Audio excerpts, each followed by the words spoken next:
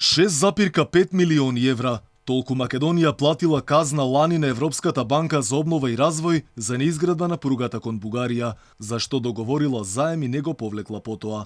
Станува збор за втората од вкупно 3 делници кои треба да се изградат за железничко поврзување со Бугарија преку коридорот 8. Ова го потврдува јавното претпријатие за железничка инфраструктура во својот годишен извештај за минатата година, според кој повторно влегло во загуба од 5 милиони евра со пресметана амортизација, иако претходните во 2021 биле за 1,5 милиони евра поголеми од годината претходно.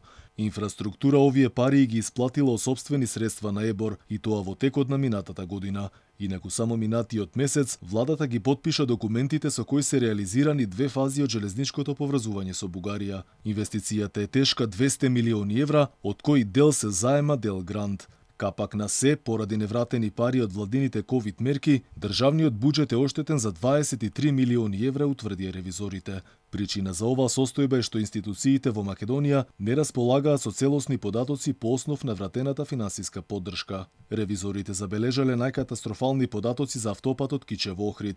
За овој автопат се позајмени 684,7 милиони долари, повлечени се 382,6 милиони, кои што донеле разни трошоци од дури 38,6 милиони долари. Ревизорите под лупа ставија 11 проекти, а резултатот покажува дека земени се кредити и потрошени се 58 милиони евра само за камати, провизии и казни за неповлечени средства. А да биде најинтересно, патиштата никаде ги нема.